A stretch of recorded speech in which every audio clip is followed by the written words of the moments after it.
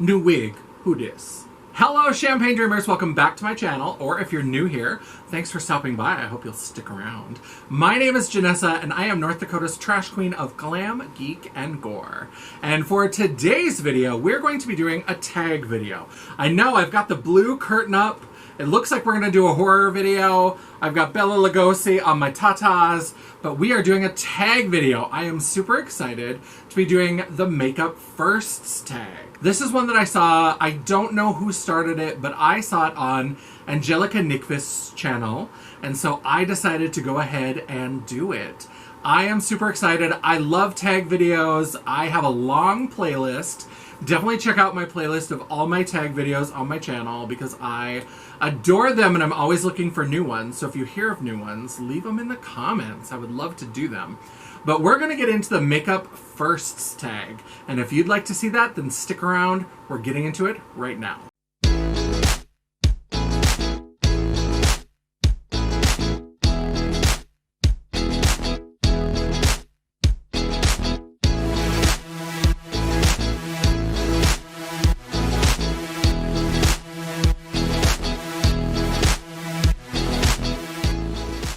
Alright, so this is the Makeup Firsts tag. I am super excited about this because I love tag videos. And I love talking about my history with makeup and revisiting some old products and some old makeup memories. So let's go ahead and dive into the first question. The first question is, what first made you interested in makeup? Guess what? So I don't really remember exactly when I first discovered makeup. I was clearly a little kid that was not interested in conforming to gendered expectations. And so at some point I found my mother's makeup, I was playing around with it, and I loved a lot of the glamour that I saw on TV. So I used to watch, I was a little kid and there would just be reruns of like Charlie's Angels, and they were so glamorous and beautiful. And I just loved that aesthetic, and we were going into the 80s. The 80s had a lot of glam with Dallas and Dynasty and all that kind of shit. I loved it. I loved it, loved it, loved it. And so that's really what got me interested. And then as I was, getting a little bit older, Halloween came around, and suddenly there was makeup in my hands that I could play with. So that was very exciting. And it wasn't the like naughty makeup that I wasn't supposed to talk about where I was stealing my mom's lipstick. It was all makeup that I could have. So I loved it. So Halloween, and I really just developed a love for glam early from 70s and 80s TV. Question number 2 is, what is the first makeup that you remember applying? This question is really interesting because, again, like I said, I don't remember a specific thing, but I remember getting Halloween makeup, and I remember those awful, like, crayon makeup pencils that they used to have for kids at Halloween in the 80s. If you're a child of the 80s, you remember it was a little white plastic holder, and it had, like, a little stick of black, of white, of green, of red, of blue and yellow. So thick and chunky. They were impossible to blend out. I didn't know anything about blending. I'm fucking 5 years old. I don't know anything about blending. And they were just like waxy and greasy and kind of gross. But I certainly remember those. And I was like, how do people... They would show these great makeups on the packaging, and then I would start rubbing this stuff on. And I was like, how, though? How do you do that? I don't understand. And it took me a long time. Girl, we're still not there. But I loved it. And of course, trying on my mom's makeup. Like every little gay boy, I got into my mom's makeup. I loved lipstick from a young age. I know some people go right for the eyeshadow or whatever. I loved lipstick. And to this day, even though now I've kind of gotten into eyeshadows as kind of my soothe shop, I just love a good lip product sometimes. Sometimes if I'm just in a mood, just going out and buying a tube of lipstick is just perfection. So that's what I remember, is getting into my mom's makeup and really poor quality 80s Halloween makeup. Question number 3 is, what was the first makeup YouTuber you remember watching? Queen of Blending. All hail the queen. Long live the queen. I love Queen of Blending. I still go back and watch those old videos. I'm so glad she hasn't like privatized them or taken them down. I still will sometimes, if I've taken a break from makeup for a while and I need a little refresher, I will go watch those old tutorials especially like the Fifi O'Hara one where she's got the claw scratches from whatever season 4 or whatever that was, where she had the post-apocalyptic look with the claw marks down one eye. I love that so much. And so I love Queen of Blending. She is the OG. I 100% bought way too many of those OCC lip tars that were a mess that I miss so much. I think I still have some, but they are so expired and so old, and they just kind of smell like clay. It's gross, but I keep them for sentimental reasons. I don't put them on my body, but I love them, and that was because of Queen of Blending, and her videos to this day help me. Now, not too long ago, she was selling some of her jewelry and accessories. She's kind of like Shrinkle, Amy Doan from Sugar Pill, where she's known for going to makeup events and things in like big, colorful, fun costumes and having really great accessories. And she was clearing out some of her jewelry, and she was selling some earrings. And so I bought them through Instagram, and we actually had a really beautiful heart-to-heart chat, because I told her, I said, I want you to know, I know you've kind of lost your interest in YouTube and you feel like you've been left behind or whatever, but I loved your videos. I still love your videos. I still go watch your videos.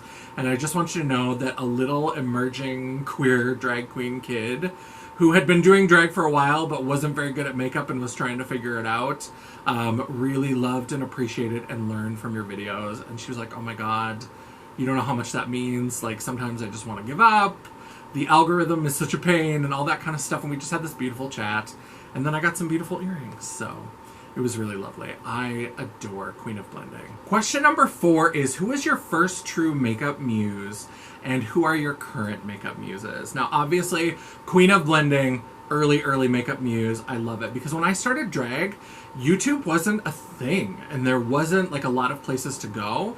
And even a lot of the pictures that I saw on the early internet, people were doing much more scaled down sort of makeup, just sort of like regular girl glam. Like, so it was amped up, but not as much. And so Queen of Blending, absolutely. And then when I discovered Divine and Van Smith and the beautiful, beautiful looks that he created on Divine, absolutely, those were makeup muses. And the other, like, first makeup muse, I know it says first and I said 3, but let me live. The first one would be Barbie. I grew up in the 80s, and the 80s Barbies were fucking mental. They were crazy and off the rails, and I loved it.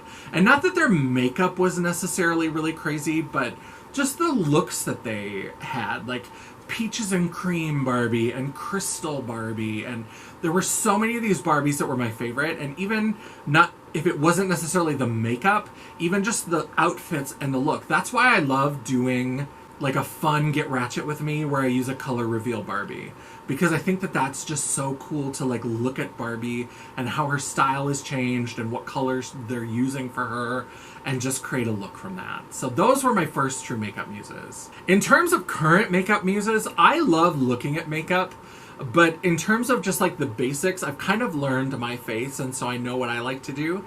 But makeup that really inspires me, I have really been loving what Emily Hanhan has been doing, where they shaved off their eyebrows and have just been like drawing whole pictures and installations all over their brow area and up and down, and doing brow art and just really interesting, fun things. I'm not necessarily looking to do that, but I love it. I'm very interested in it, and sometimes it's a little bit softer and more feminine. Sometimes it's harsher. Sometimes I like it more than others, but it always makes me think. Like, I always look at their pictures, and I'm always like, oh, let me kind of take in these brows. Because I sort of hate brows. I've talked about that in videos before, where for me, brows are kind of boring, because I shave mine off, and then I have to draw them back on higher. And like today, we did sunset brows, which I thought was fun, but brows to me are never that inspiring. And when I look at Emily Hanhan's, I'm inspired. The other one, I would say Trixie Mattel.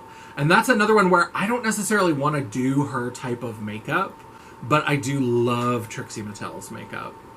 I love what she does. I love the extremeness of it and how kind of wonky it is, but yet it also looks beautiful.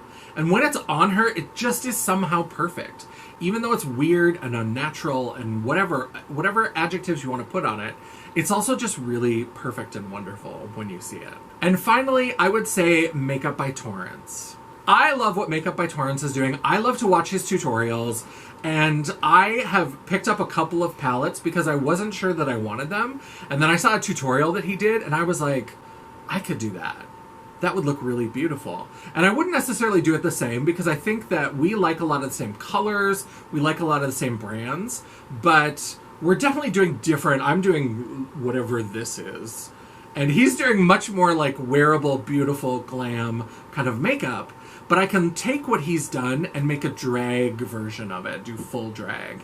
And so I am really inspired by that, and I love what Makeup by Torrance is doing. I bought that Heather Austin palette because of Makeup by Torrance. So I love it.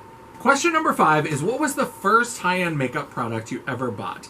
Now, I've talked about that before in another tag video, the Makeup Memories, I think it was called. Whatever it's called, I'll be sure to link it up here in case you want to watch it. But I talked about how the first time I stepped away from drugstore makeup and bought a high-end product was MAC's Viva Glam. I went across the border. I'm in North Dakota in Grand Forks, right up by the border, and I ran across the border to Winnipeg, and I went to the Hudson's Bay Company, and they had a MAC counter, and I picked up my very first tube of Viva Glam. And this was when there were only 2 shades out. So RuPaul was the spokesperson for Viva Glam 1, and Katie Lang was the spokesperson for Viva Glam 2. I think I just held up a 2 for both of those. We're gonna ignore it and move on. It's fine. And I loved it. It was beautiful. And that original formula, MAC has changed it. They can say whatever they want, but they have changed it because that original Viva Glam was matte. And I mean it, because some cosmetics companies use the term matte very loosely, especially when they have things like matte-talic.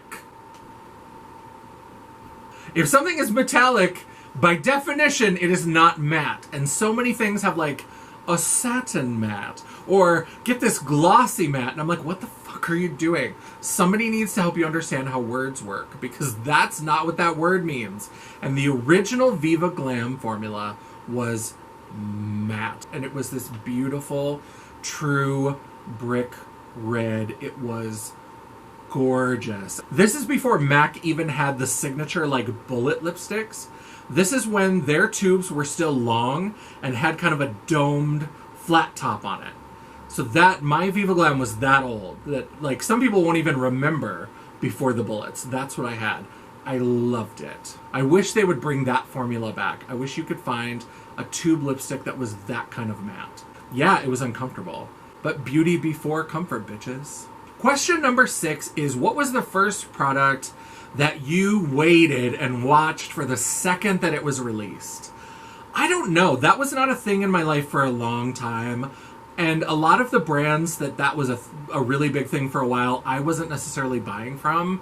I was a later convert to a lot of indie brands, especially indie brands where they have these really small, really competitive releases. So mine would probably be something from Jeffree Star, and probably something once he started doing eyeshadow palettes. So I don't know if it would be the first beauty killer. I think a beauty killer and androgyny, I think I didn't have those right away. But definitely there were some Jeffree Star releases. And I think that Jeffree Star Cosmetics is the one that taught me to oh, you can sign up to hear about a release, and you can go to the release and wait, and you can get it before it sells out. Because I was always it's just makeup. It'll come back later. And now I'm just no, if it's something that I really want, especially if it's a smaller brand, and with the supply chain issues the last couple of years, who knows when it's going to restock. So I was you know what? Sometimes we're just going to wait. And that, Jeffree Star was probably the first one that I did that for. Now I don't have to even do that because his stuff doesn't sell out, and there are so many other indie brands that I now Trixie Mattel. I usually will go right at launch. There's a few other. A lot of times Lethal, if they have a new palette that I'm really interested in, I'll try to be there right at the launch. I definitely do it now more often, but that's where it started. Question number 7 is, when was the first time you had your makeup done by someone else, and did you like it? I was thinking back, and I was trying to think back. I can't remember ever having my makeup done by somebody else. I did all my own Halloween makeup. When we did school plays, I did my own makeup, and I usually had to put makeup on the other boys. Because they'd be like, I don't know how to do makeup. I might grow a vagina. Like, they were so stupid. And so I was like, let me put this fucking 1/2 coat of foundation on you. Don't worry, you won't suck a dick tomorrow. It'll be okay. And so I would have to put makeup on them. One time I had to give somebody a black eye. Like, there was a break in the show, and he ran off stage, and I had to really quick use some eyeshadow and give him a black eye. It was a whole thing. And so I always did my own makeup, and I don't think... Even with drag, I always started doing my own, and I don't think I knew anybody who was ever like, can I put makeup on you? I have tried putting makeup on other people a couple of times. Angie is behind the camera laughing, because I made her look a little bit crackcore. That's fine. It's fine. She wasn't ready. She wasn't ready for the level of glam. So I've done it, and then my ex-husband, when he wanted to try drag the first time, he was like, well, you can just do my makeup. And people don't understand, because people say this to me at shows all the time. They're like, well, your makeup's so beautiful, you can just do makeup on me. And I'm like, I know my face. And like, my face is still not perfect. And it took me 20 years to get to this. I know. Scary thought. Some people just have talent right away. I don't. It took me a long time to learn my face and to even get this good. So when I try to apply that on other people's faces, I'm not good at just like analyzing someone's face and figuring out how to translate this over to there. So if I just try to do what I did here, it gets all messed up. So I'm not good at putting makeup on other people. It doesn't work out well. Sorry. Question number 8 is, which makeup product is probably the first one that should get thrown away in a declutter, but you just can't do it? And for me, I think there's probably a bunch of old MAC lipsticks that I've had for years and years and years. Of MAC's newest collections, they've really fallen off the mark from where they used to be. They used to be legit, and they're just not as good, not as pigmented, but I feel like their lipsticks are still pretty decent, so I still buy a few. But I know I've got some old ones from some old collections that should probably go. I don't keep a lot of old foundations or anything like that, those kinds of things that go bad, because I don't try a lot of foundations, I don't buy a lot of foundations, and so I end up going through a lot of the foundations that I buy. Eyeshadow palettes, I don't really throw those out for being expired, unless there's something where they've got like a cream formula or something where to turn and like turn weird colors or smell funny. But if it's just powder, it's just fucking powder, you know what I'm saying? So I keep a lot of old stuff. Probably the oldest and what should get decluttered, this fucking palette from Tarte. This is the Tarte Swamp Queen Graveyard Girl palette, and I 100% bought this because I liked Bunny. This was the same boring, basic, beige bullshit that Tarte does all the time. It does smell like vanilla though, which I like. It smells like vanilla cocoa. I really do like the smell. The colors are so boring. They did not perform well. They were not great. But I liked Bunny, and Bunny, I've kind of fallen out of enjoying her content. It really hasn't been as good. I don't vibe with it so much. So this reminds me of a time where I really enjoyed her, like, does this thing really work? And shit like that. I loved it. So I have a soft spot in my heart, and I'm just going to hold on to this. Mine. And the last question, question number 9, is what is the first thing that someone should know about makeup? Do I look like someone that should be giving life advice? Think about your life, think about your choices. But if you do want to listen to the advice of this hashtag hooker clown, I would say play. Have fun. It's not that fucking serious. It's powder and cream, and you wipe it on your body, and a few hours later you wipe it the fuck off.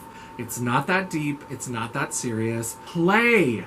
Play and have fun. You don't have to wear makeup. You don't have to have makeup to be beautiful.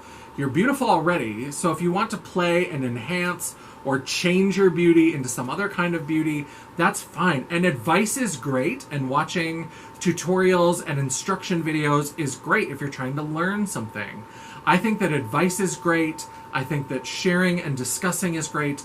The minute somebody gives you the rules, run. I think that what they're doing is they're giving you their rules. So I could give you my rules. There's things that I do because I know that they work for this, for the kind of drag, the kind of face, the kind of makeup I'm trying to create.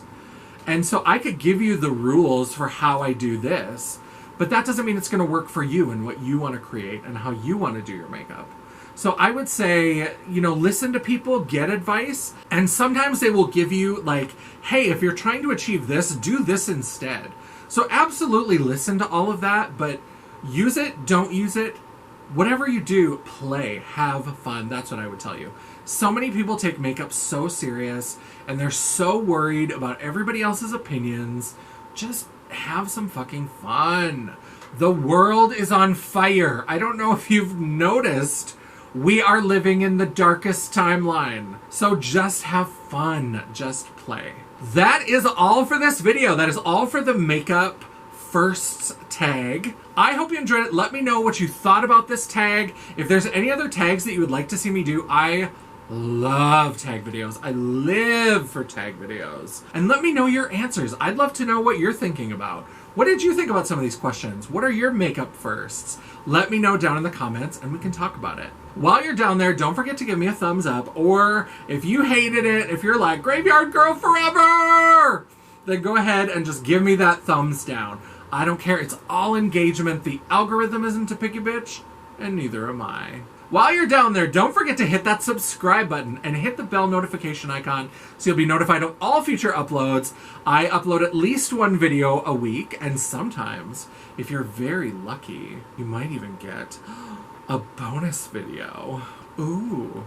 Fantastical. If you'd like to chat, banter, or commiserate between uploads, all of my social media will be linked down in the description box below, including a link to my website, finally relaunched version 3.0, The World of Champagne at janessaj.com. Thank you so much for watching. I love and appreciate all of you, and until I see you again, bye. While you're down there, don't forget that poop top.